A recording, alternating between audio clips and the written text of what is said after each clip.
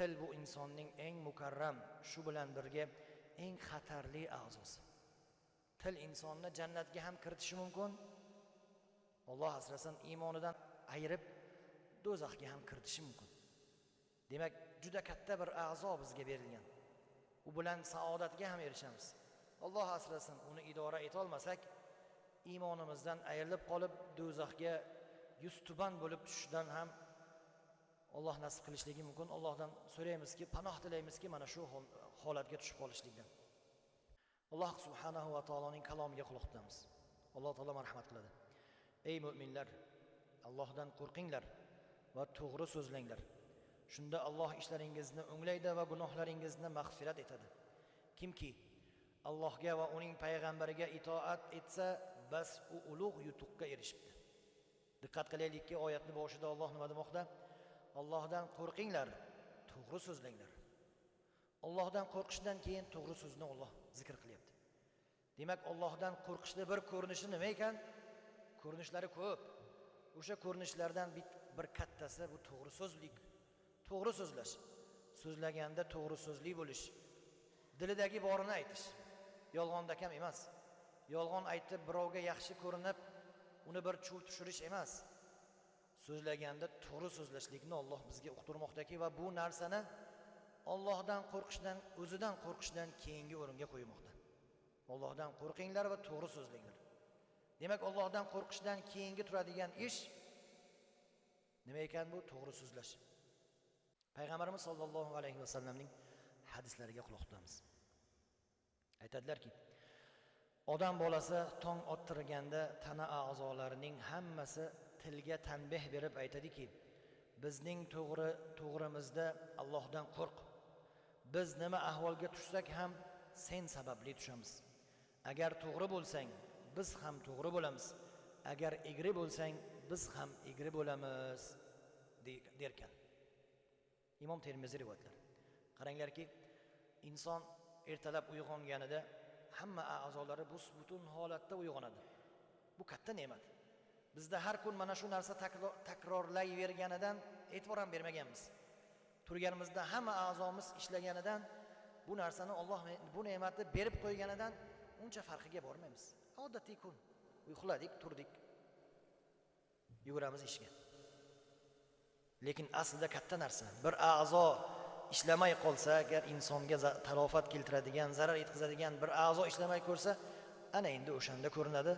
Bu a'zo naqadar muhim ekanligini har kuni ishlab yotganida hech qanday muammo yo'q edi. Mana shu tong ottirganida o'sha a'zo ishlamay qolgani yoki o'sha a'zo pan berib qo'yganidan muammolar boshlaganini inson anglab yetadi. Demak, hamma a'zolar butun holatda uyg'onganida bir bo'lib tilga tanbeh berar ekan. Ey til, ehtiyot bo'l. Bizni taqdirimiz senga bog'liq. Biz nimaga erishsak, seni sababli erishamiz. Sen to'g'ri bo'lsang, biz to'g'ri bo'lamiz. Sen egri bo'lsang, biz egri bo'lamiz deb a'zolar tanbeh berar ekan. Endi bu qanaqa holatda bo'ladi? Turib uyg'onib ular tilga kiradimi, boshqa narsa bo'ladimi? Bu Allohga ayon. Bizga kerakli joyi ular qanaqa holatda tilga murojaat qilishligi emas, ibrat olishligimiz. Bu haq narsa. Bu afsona emas. Bu payg'ambarimiz alayhisolatu vasallamning hadislari. Ma'noga qaraylik. Demak, a'zolarni sog'lom bo'lishligi uchun ham, a'zolar bizga to'g'ri xizmatda bo'lishligi uchun ham eng avvalo nima ekan? Qalbimiz to'g'ri bo'lishligi kerak, undan keyin qalbdagi tilga ko'chadi. Qalb sog'lom bo'lsa, sog'lom narsalarni tilga beradi, salohiyatli narsalarni tilga beradi, til ham salohiyatli narsalarni so'zlagan bo'ladi. Va shu natijada qalb sog'lom, til sog'lom, a'zolar sog'lom. Alloh asrasin endi. Qalbeki kasal bo'lsa, qalbeki uning ichiga bir maraz bo'lsa, tilga ko'chadi. Tilga ko'chganidan keyin endi muhrlanadi. Shirk so'zlarini aytaveradi, kufr so'zlarini aytaveradi, so'kinishlarni aytaveradi, birovning ko'nglini qoldiradigan narsalarni aytaveradi. Endi u muhrlanadi. Farishtalar yozib boryapti. Endi albatta jazoga tortiladi. Agar yomon so'z aytgan bo'lsak, Alloh asrasin iymonidan ayrilib qolishligi mumkin, so'zlab qo'ygan uchun. Bu birdaniga bo'lmaydi u. Qalbda bori tilga ko'chadi. Qalbiki agar maraz bo'lsa, til ham shunday maraz bo'ladi, Alloh asrasin. Qalbiki agar yaxshi bo'lsa, qalbiki agar salohiyatli bo'lsa, durust bo'lsa, til ham durust bo'ladi. Durust qalbdan durust so'zlar chiqadi. To'g'ri qalbdan to'g'ri so'zlar chiqadi. Egri qalbdan bo'lsa-chi, egri so'zlar chiqadi. Allohdan so'raymiz, qalbimizni ham to'g'ri aylasin, tilimizni ham to'g'ri aylasin, o'zimizni ham to'g'ri aylasin, egri qilmasinki, egri bo'lsak nima degan maqol bor? Bukrini go'r tuzatadi. Go'rda endi ko'radiganimiz bo'ladi, Alloh asrasin. Haqiqatda ba'zi bir rivoyatda Umar roziyallohu anhudan deyiladi, ba'zi bir rivoyatda Usmon roziyallohu anhudan deyiladi. Xulosa, ulug' sahobalardan aytilgan gap. Ularni oddiy aytgan so'zlari ham o'zlaridan to'qib chiqargan bo'lmaydi. Payg'ambar alayhisalomni ko'rishlaridan, kuzatishlaridan, ularni faoliyatlaridan kelib chiqqan ma'noni aytgan bo'ladilar. Aytgan ekanlarki, men sukut saqlaganimdan biron marta nadomat chekmadim. Lekin gapirib qo'yib, ming martalab, ko'p martalab nadomat chekkanman deb aytgan ekanlar. Inson sukut saqlab, jim turib nadomat qilmas ekan, lekin gapirib qo'yib nadomat qilar ekan. O'sha gapi bir kun kelib o'ziga dushman bo'lib xizmat qilishi mumkin. Eng kamida dushman bo'lmasa ham eng kamida nima bo'ladi? Pushaymonlik, ichini yeyish bo'ladi. Attang deydi. Nima uchun o'sha kuni o'sha gapni aytdim? Nima uchun o'sha gapni aytib bir musulmon bandani, bir birodarimni ko'nglini og'ritdi deb ichini kemiradi agar iymon bo'lsa u ham. Agar iymoni bo'lmasa, agar qiziqi bo'lmasa, farqi yo'q, ketaveradi. Bopladim, zo'r qildim, ko'rsatib qo'ydim deb ketaveradi, mag'rurlanib ketaveradi. Shayton unga shunday vasvasa qilib qo'yadiki, zo'r gapirdi u, mot qildi. Iymoni bo'lsa afsuslanadi. Deydi, bekor qildim. Mana shu gapni bekor gapirdim deydi. Mana qaranglar, zarariga bo'lmasa ham hech bo'lmaganda nima qilyapti? Gapirib qo'yib pushaymon, ichini yeydi, g'am g'ussaga botadi inson. Demak, so'zlaganda inson e'tibor berish kerak, o'ylash kerak. Xuddiki ana aytadi-ku, shaxmat o'yinida bitta o'ynaganda butun kombinatsiyani o'ylab keyin bosiladi deydi-ku. Xuddi shunaqa inson gapirganda ham oxirigacha o'ylash kerak. Mana shu gapim qanday ma'nolarga ega? Mana buni aytayapman, orqasidan mana bu ma'no kelib chiqmaydimi? Narigi tarafdagi insonim bu gapdan teskari ma'nosini o'ylab qolmaydimi? Agar teskari ma'nosini o'ylab qo'yadigan bo'lsa, unga u zarar bo'ladi. Uni kunini qoldirgan bo'laman deb o'ylab gapirish kerak.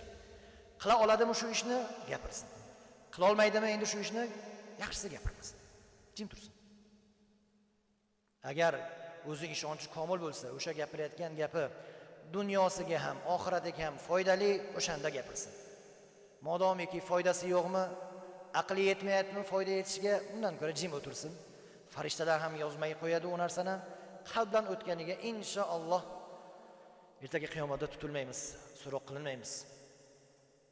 Ya'ni o'ylab qasd qilgan emas, shunchaki bir o'ylab ketganiga inshaalloh javobgar emasmiz. Bu ham bir Allohning rahmati. Alloh taolo agar qattiq ushlab, bandalariga qiyin qilib qo'yib, o'ylaganingga ham jazo beraman senga deganida holimiz voy edi. Har bir o'ylagan fikrimizga, har bir o'ylagan qalbimizga kelgan, tilimizni uchiga kelib, lekin chiqarmagan gaplarimizga ham agar javob berganimizda edi, holimiz voy edi. Unda biz najot topolmasdik.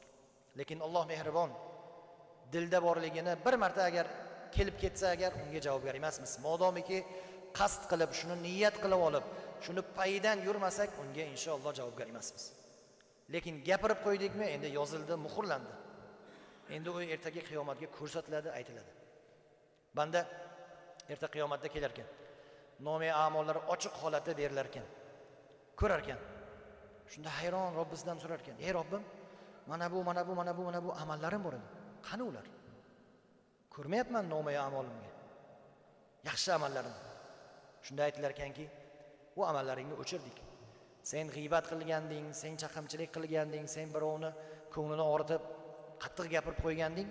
O'shaning uchun mana shu amallaringni olib, o'sha g'iybat qilgan insoningni, chaqimchilik qilgan insoningni nomi amoliga yozib qo'ydik" deylar ekan. Muflis deydi buni arabchada. Bizda tilda bankrot. Tijoratni qilgan, savdoni qilgan, oxirida bankrot bo'lgan. Bundan alamlisi yo'q. Hamma ishni qilgan, lekin yutqizgan. Yutish kerak. Matematik hisob kitob bo'yicha yutish kerak, lekin yutqazgan. Muflis arabchada bu. O'sha muflis emas, muxlis bandalardan qilsin bizlarni. Muslim bandalardan qilsin, mu'min bandalardan qilsin ilohim. Demak azizlar, til ofatlaridan eng kattasi yolg'on gapirishlik dedik, g'iybat dedik, bo'hton dedik. G'iybatni endi bilamiz. Bir majlisda yo'q bo'lgan birodarimizni agar yuziga aytsak, unga yoqmaydigan gapni u yo'qligida aytishlik g'iybat. Endi unda bor bo'lgan narsani, unda yo'q bo'lgan narsani emas. Unda yo'q bo'lgan narsani gapirsak, bu g'iybat emas, bu g'iybatdan ham battarroq, bu g'iybatdan ham 2 karra gunohga sabab bo'ladigan bo'hton bo'ladi. Masalan, bir kishi aytadi-da, g'iybat gapni boshlaydi. "Ey, to'xtanglar" desa, to'g'risini aytayapmiz-ku. Shunaqa sifatlar unda bor-ku deyiladi. To'g'ri, unda bor, unda yo'q emas. Unda yo'q bo'lgan narsani gapirsangiz, siz bo'hton qilgan bo'lasiz. Unda borligini ham u bor paytda aytmasangiz, g'iybat qilgan bo'lasiz. Nima qilish kerak bunda? Siz o'sha birodaringizni tuzatmoqchimisiz, isloh qilmoqchimisiz? O'ziga borib ayting. Birovga emas. O'ziga borib ayting, isloh qiling. Lekin birovga aytib, uni orqasidan gapirdingizmi, endi bu g'iybat bo'ladi. Alloh asrasin, g'iybat nimaga olib keladi? Solih amallarni o'chirilishiga. Shunchaki birovga bergan bo'lamiz. O'zimiz terlab, pishib qilgan amallarimizni 2 qo'llab erta qiyomatga topshirgan bo'lamiz. Alloh asrasin. Demak azizlar, g'iybat, bo'hton, chaqimchilik, so'kinishlar, turli xil fahsh so'zlar, bular bari erta qiyomatda bizni zararimizga hujjat bo'ladigan so'zlar. Demak, so'zlaganda inson e'tibor berish kerak. O'sha so'zi foydalimi, foydali emasmi? Zarar bermaydi-ku, gapiraveraymi emas. Foyda beradimi yo'qmi? Mayli zarar bermasin. Zarar bermasa ham gapiraman emas. Foyda olamanmi yo'qmi? Foyda bo'lsa gapiray. Manfaat dunyoda yoki oxiratda bir manfaat. Manfaat bo'lmadimi, gapirib o'tirmasin. Mayli manfaat olmasam ham zarar ko'rmayapman-ku demasin. Zarar ko'rmasa ham foyda ko'rmayaptimi, u so'zda yaxshilik yo'q. Gapirmasin. Undan ko'ra boshqa narsani aytsin. Istig'for aytsin, tasbih aytsin, tahlil aytsin, tahmid aytsin. O'ziga foyda. O'tgan jumalarimizda aytgandik. Subhanalloh valhamdulillah nima edi? Jumaga qatnashganlarimiz bor edimi? Osmon va yerni to'ldiradigan narsa degandik, eslaringizda bo'lsa. Qaysidir juma kuni aytgandik. Ko'p emas, 2 yoki 3 juma oldin. Subhanalloh bu osmonni to'ldiradigan narsa. Subhanalloh valhamdulillah esa osmon va yerni to'ldiradigandek, agar jism deb qarasak, yer va osmonni to'ldiradigandek jismga ega bo'lgan ajr, savob. Mana shunday imkoniyat bo'la turib, inson qaysi aql bilan g'iybat qiladi? Inson qaysi aql bilan bo'hton qiladi? Inson qaysi aql bilan chaqimchilik qiladi? Inson qaysi aql bilan yolg'on gapiradi? Yolg'on eng katta hozirgi jamiyatimizni parokandalikka olib kelayotgan, mu'minlarning o'rtasiga ishonchni olib qo'yayotgan, birovga ishonmasligiga sabab bo'layotgan illatlardan kattasi yolg'on gapirish. Yolg'on gapirishga ruxsat berilgan o'rinlar bor. U juda nozik masala. Uni chamalab, ahli ilmdan so'rab o'rgana olmasak, o'zimiz xohlaganimizga to'g'rilashimiz mumkin. Hozir mana shu yolg'on gapirishim menga yaxshi deb o'zimizga bir matematik formula yasab olishligimiz mumkin. Uni qilmaslik kerak. Yolg'on gapirishga ruxsat berilgan o'rin bor, yo'q emas, lekin u deyarli bizga uchramaydi. U bir er xotin agar orasi ajralib qolgan bo'lsa, isloh qilish uchun gapiriladi. Qanday holatdaki sizni kechirmoqchi ekan, erga aytib masalan, kechirim so'radi. Agar erim kechirsa men kechirim so'rayman dedi deyiladi yoki shu gapni xotinga kelib aytiladi. Aytilmagan bo'lmasa bu gaplar ikkalasini bir qalbiga iliqlik kiritiladi-da, bir-biri bilan uchrashib qo'yiladi. Misol uchun mana shunga o'xshagan o'rinlar. U endi biz o'zimizga qaraylik, yolg'onni nima uchun ishlatyapmiz? Bir manfaat uchun. Bir ortidan bizga keladigan manfaat uchun yolg'on ishlatyapmiz. Vaholanki eng katta narsa bu. Mu'min inson deganlar payg'ambar islom yolg'onchi bo'lmaydi. Mu'min yolg'onchi bo'lmaydi. Iymon bilan yolg'on bir joyda jamlanmaydi. deb payg'ambar alayhisalom marhamat qilganlar. Endi afsus, hozirgi kunda shunaqa insonlar chiqqan. Yolg'onni o'ziga kasb emas, ozuqa qilib olgan. Usiz yasha olmaydigandek. Kezi kelganda aytib o'tamiz endi. Chunki holatimiz shu narsani taqozo qilyapti. Ba'zi insonlar bor. Yolg'onda ham o'zini bir fidokor, bir jamiyatga manfaati yetadigan inson qilib ko'rsatadi. Yolg'onda ham bir narsalarni aytadi, bir narsa undirib olish uchun. Bir insondan manfaat kutib. O'sha so'ragan narsasi o'sha bu aytgan tashkilotga yoki bu aytgan shaxsga yetib ham bormaydi. Yolg'on o'zi uchun. Shuning uchun nima qilish kerak desa, doimo ogohlantiramiz. Mana firibgarlardan ham aytilyapti, ogoh bo'linglar deb. Yana aytamiz. Bir kishi bir narsa so'rab keldimi, birovgami, bir tashkilotgami farqi yo'q. O'sha insonga siz ishonsangiz ham, o'sha inson tillo inson bo'lsa ham so'rab surishtiring. Birodar, sizning nomingizdan mana bunday deyilyapti. To'g'rimi shu narsa deb o'ziga ayting. Yoki tashkilot nomidan kelyaptimi? So'rang. Mana shu tashkilotning nomidan shunday deyilyapti. To'g'rimi shu deb o'sha tashkilotning rahbaridanmi, xodimidanmi, xodimidan emas. Rahbar biladi bu narsani. Rahbaridan borib so'rab, aniqlashtirib, keyin unga bir ishonsangiz bo'ladi. Bu Qur'onning talabi azizlar. Qur'on qo'ygan talab bu. Nima uchun? Oramiz isloh bo'lishi uchun. Oramizda yolg'onchi, fitnachilar, kazzoblar kirib o'rtamizda buzib yormasligi uchun. O'rtadagi ishonchga putur yetkazmasligi uchun.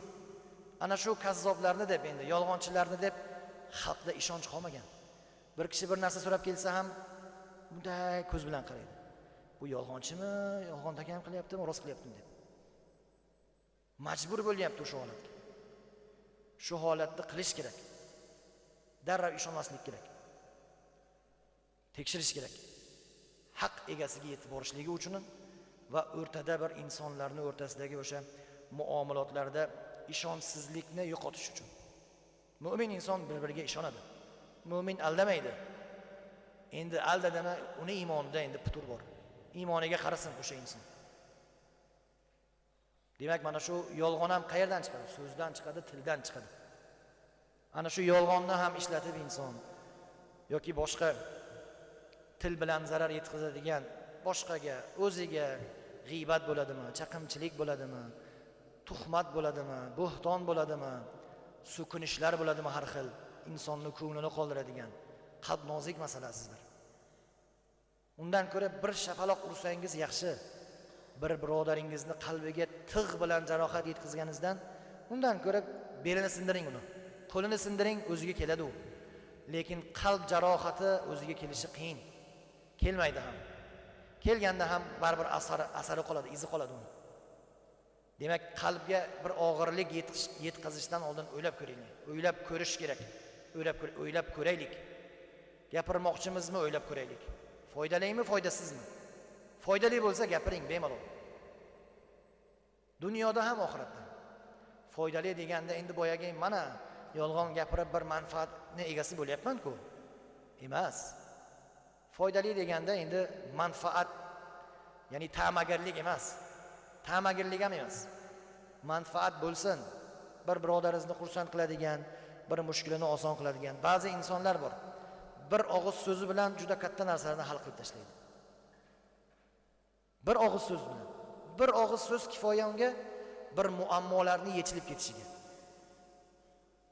Mana shunday gaplar foydali gaplar. Yoki bir og'iz so'zmi, bir og'iz qo'l qo'yishmi, xullas, nima bo'lsa ham. Agar shunaqa holatga tushib qolsak, albatta yordamga shoshilaylik, beraylik. So'zimizni ayamaylik. Yoki hech bo'lmaganda bir og'iz shirin so'z insonni qayta dunyoga bo'lgan qiziqishiga sabab bo'ladi. O'zini o'likka solgan, o'zini bo'ldi, tamom bo'ldim endi. O'ldim endi, bu dunyo kerak emas menga. Dunyoyingni ham, undagi narsalaringni ham degan insonga bir og'iz shirin so'z unga hayot baxshlaydi. Uni qayta hayotga qaytarib oladi. Uni qayta hayotga bo'lgan qiziqishiga, intilishiga olib keladi.